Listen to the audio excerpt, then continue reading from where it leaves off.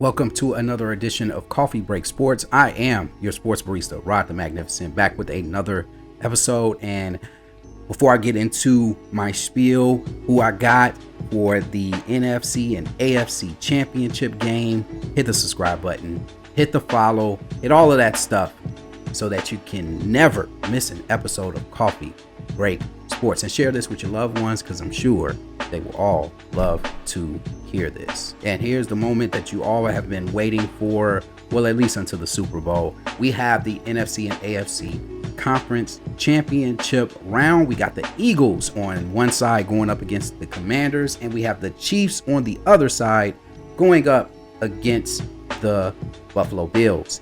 And I am looking forward to breaking down who I think is going to win both of these games. First of all, shout out to the teams that got eliminated last week. Most notably the Los Angeles Rams, who went down swinging. They almost were able to pull off the upset against the Eagles and would have gave me a 3-1 record last week. But I stand at 2-2, and I stand even in these playoff picks if you want to combine both weeks. So we have the Eagles at home against the Washington Commanders, and the Eagles coming off started off as would have been an impressive blowout win against the Los Angeles Rams, but the Rams made it interesting at the end after that amazing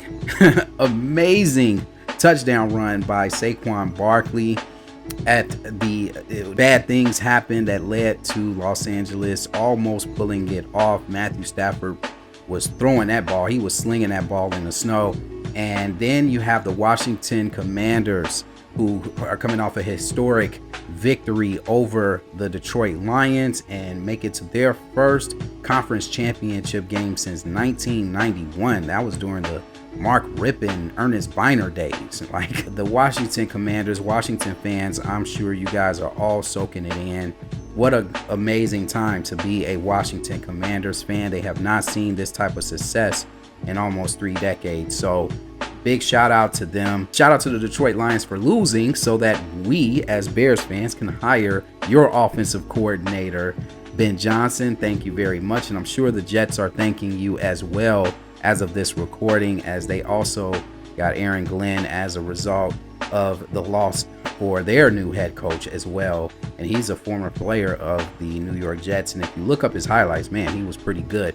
But man, that's besides the point. Shout out to them. They're losers. We're talking about these two teams right here. Who do you think will win this game? Who am I going with? The Eagles are a 6-point favorite in this one. So the odds makers think it is going to be a close game. I think it's going to be a close game as well.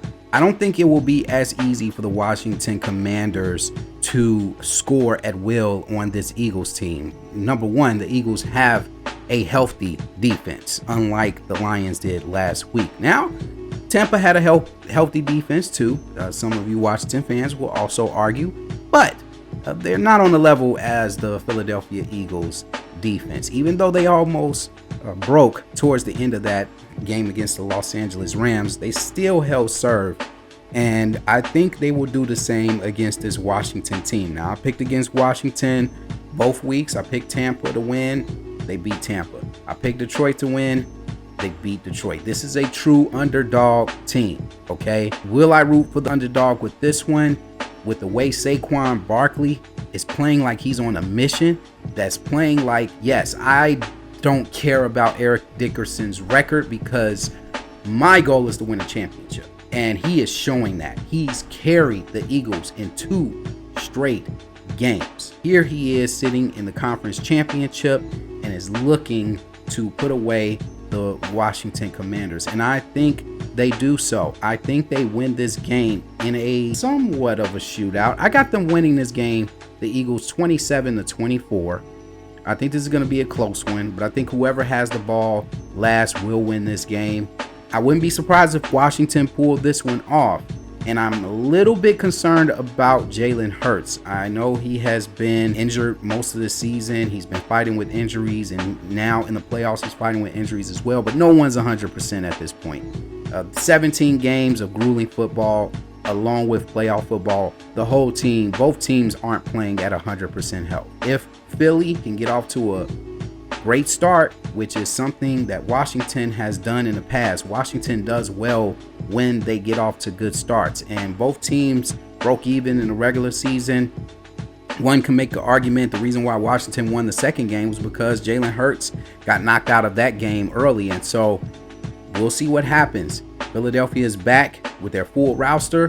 We'll see if the Philadelphia Eagles can pull it off against the Washington Commanders. But shout out to Jaden Daniels. He is having an amazing rookie season. Many have argued that he's having the greatest rookie season of all time. Well, I'll let you guys debate that in the comment section below. But man, you know, as a Bears fan, a lot of Bears fans are fighting against giving Jaden Daniels his flowers. I'm giving him his flowers. He's having a great season. Does that mark how he's going to be his whole career? We don't know. His story is still being written. Let's just sit back and enjoy it. Those are my picks for that game. Now let's go to our next game. We have the Kansas City Chiefs at home going up against the Buffalo Griselda Bills. And boy, oh boy, oh boy, this is going to be exciting to watch.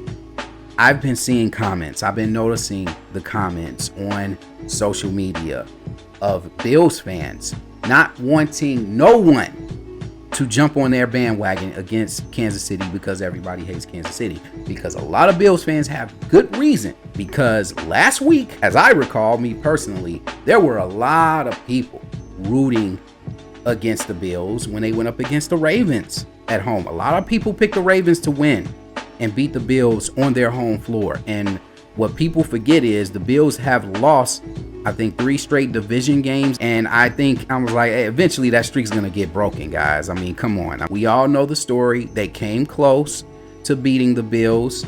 We had to drop pass by Mark Andrews. But let's say at the end of the day, face it, Ravens fans, turnovers is what killed your chances. The Bills, this is not the same Bills team from the past where they needed Josh Allen to be a Superman and score 40 points a game. No, he doesn't have to do that. If he makes efficient decisions out there and allow the defense to win ball games, in which they don't have a shutdown defense, they have more of an opportunistic defense.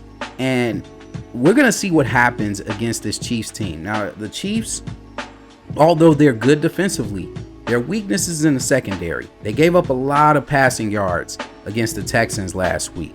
And so if they're giving up passing yards to the Texans, and, you know, this Bills team is a very aerial assault team, they have an advantage there against the Chiefs.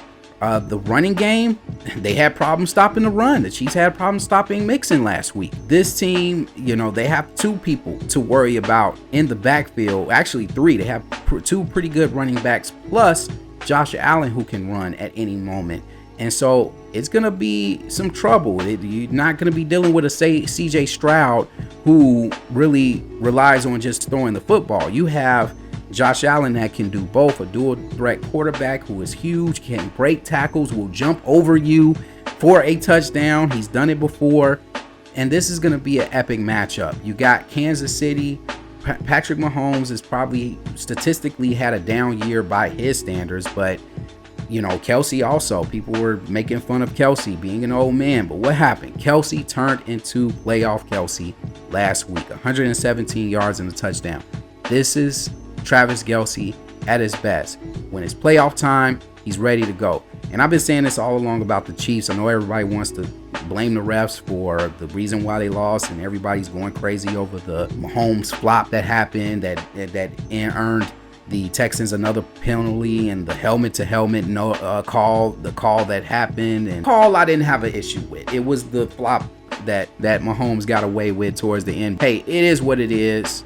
The Chiefs won. They have a new person cheering them on in Caitlin Clark. And so now the world is going to find another reason to hate Caitlin Clark, along with Taylor Swift, and along with hating the Chiefs as well, as the whole world is going to be rooting for the Bills against the Chiefs here, except for the fans in Arrowhead. And so who do I got? After all that rambling, who do I got? Well, it's hard for me to call this matchup a rivalry. This is a rivalry altogether. Josh Allen has had success against Patrick Mahomes in the regular season. He's 3-1 against Patrick Mahomes in the regular season.